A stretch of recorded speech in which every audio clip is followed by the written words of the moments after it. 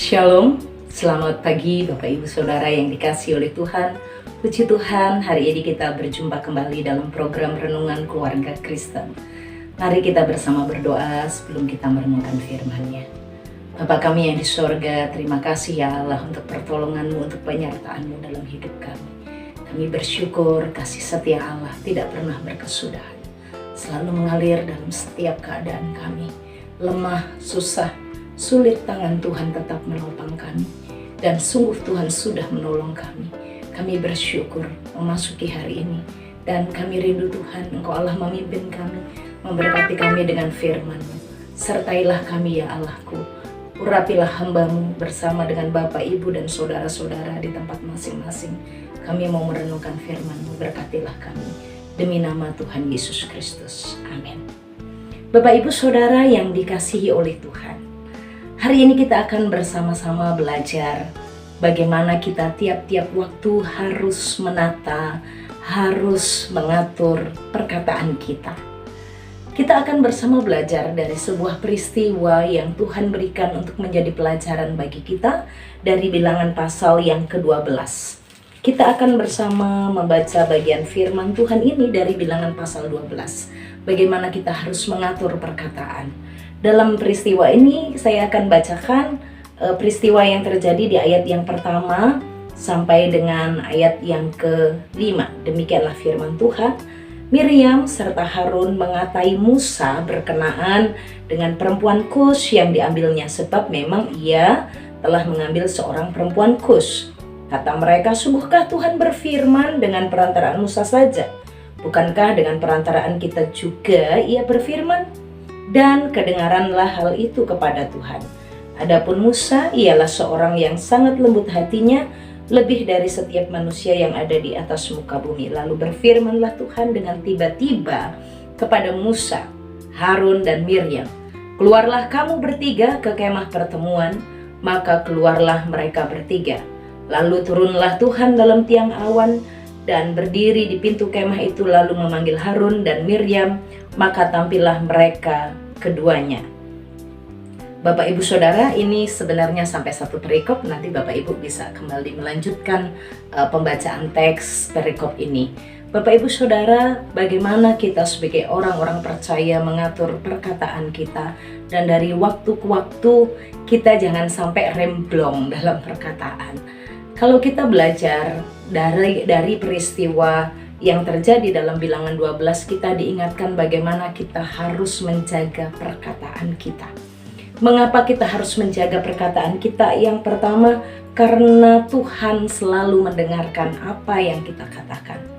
Di peristiwa ini terjadi di padang gurun, dan bagaimana Harun dan juga Miriam sebagai saudara kandung kakak-kakaknya Musa, mereka berdua berbicara mengata-ngatai Musa. Memberikan atau menyampaikan kata-kata yang tidak baik karena Musa mengambil perempuan Kus. Kalau kita melihat dari data-data atau sumber-sumber bagaimana wajah perempuan Kus dengan kulit yang berbeda, dengan suku yang berbeda, dengan mereka bangsa Israel, dan istri dari Musa memang adalah perempuan Kus, anak dari seorang imam.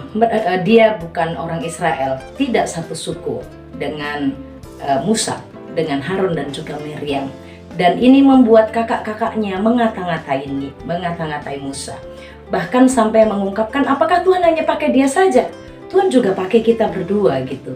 Musa dikata-katai oleh kakak-kakaknya.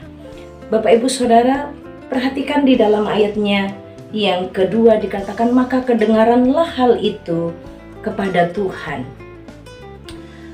Kita belajar dari bagian ini bagaimana kita harus menjaga perkataan kita terhadap saudara kita, terhadap hamba Tuhan, terhadap pimpinan, terhadap orang yang diurapi Tuhan, termasuk juga kepada pasangan dan kepada anak-anak kita. Bukankah setiap kita adalah anak-anak Tuhan? Setiap kita sesama orang percaya, setiap anggota keluarga, pasangan kita. Saya sangat senang sekali membaca sebuah buku, katakan kita ini menantu-menantunya Tuhan loh. Kenapa? Karena yang kita ambilkan anak Tuhan, maka mertua kita itu adalah Tuhan. Ya, ini sebuah pernyataan yang mengingatkan kalau begitu waktu kita berbicara sembarangan kepada pasangan kita, itu Tuhan dengar loh. Bapak Ibu, malu nggak sih berbicara kasar kepada anak dan mertua mendengarkan? Kalau Bapak Ibu Saudara berbicara dengan pasangannya dan perkataan itu sembarangan, perkataan yang melukai, dan perkataan itu adalah perkataan yang mengata-ngatai. Musa dan Harun kakak beradik, tapi pada waktu ada hal yang tidak menyenangkan, Harun dan Miriam, mereka berdua bisa dikatakan bergosip. Mereka berdua tidak berbicara langsung di depan Musa, membicarakan kejelekan-kejelekan Musa, tetapi Tuhan mendengarkan. Nah, ini kita harus hati-hati dalam berbicara. Kalau Bapak Ibu dan Saudara melihat sesuatu yang tidak baik, sesuatu yang tidak ngomong langsung ke orangnya, sampaikan dengan baik, sampaikan dengan sopan. Tapi perkataan yang mengata-ngatai, ini kan perkataan yang buruk, perkataan yang menyakitkan. Dan dikatakan Tuhan mendengarkan. Hati-hati, Musa memang tidak mendengar bagaimana Harun dan Miriam mengata-ngatai Musa, tetapi Tuhan mendengarkan. Maka pentingnya buat saya dan Bapak Ibu Saudara hati-hati dalam berkata-kata. Mungkin kita seperti Harun dan juga Miriam waktu mengata-ngatai seseorang itu di belakang orangnya. Orangnya nggak tahu, orangnya nggak dengar, tapi jangan lupa Tuhan mendengarkan. Maka berhati-hatilah dalam berbicara, berawas-awaslah dalam berbicara. Apakah perkataan kita merupakan kalimat atau perkataan yang mengata-ngatai orang lain, yang mengata-ngatai hamba Tuhan, pemimpin atau anak Tuhan.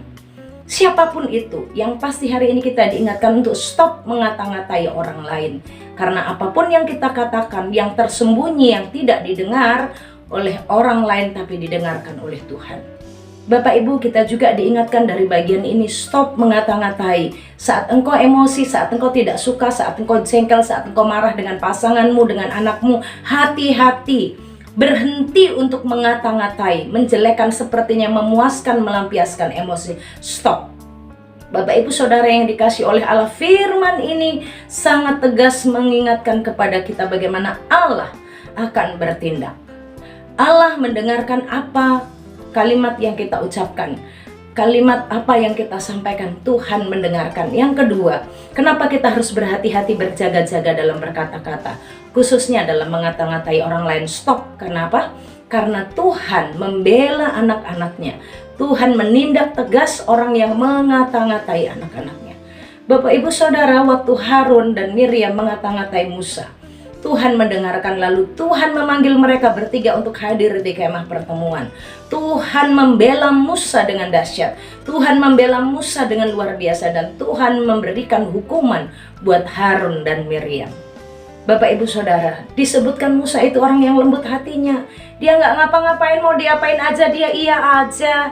Dia nggak membalas, dia juga tidak melakukan apapun. Tetapi perhatikan, ada Tuhan yang bertindak bagi Musa.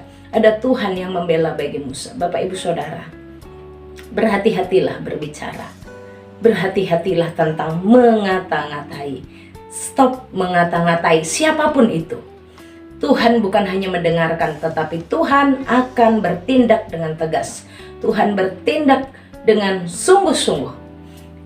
Harun dan Miriam akhirnya dihukum oleh Tuhan. Mereka tinggal di luar kemah pertemuan, mereka dinajiskan. Mereka dinajiskan. Tidak bisa. Bagaimana Tuhan membela Musa. Nah, ini juga menjadi kekuatan buat saya dan Bapak Ibu Saudara. Kalau ada orang-orang mungkin tidak suka dengan kita, dan mereka seperti Harun dan Miriam yang ngata-ngatain kita di belakang kita, jangan marah, jangan jengkel. Belajarlah dari Musa untuk memiliki kelembutan hati. Belajarlah mengampuni, belajarlah meluaskan hati dan melepaskan itu. Kenapa? Karena Tuhan yang membalas. Pembalasan adalah haknya Tuhan. Kalau ada orang-orang tidak suka di kantormu, orang-orang tidak suka di sekitarmu, di mana saja, dan engkau hidup dalam kebenaran firman, engkau melayani Tuhan, tapi engkau masih digosipin, engkau masih dikata-katai, percayalah Tuhan membela kita. Percayalah Tuhan akan berbuat bagi kita. Fokuslah untuk tetap melayani, dan terlalu kotor kalau kita sampai membalas perkataan mereka. Terlalu kotor tangan kita untuk membalas bagi mereka.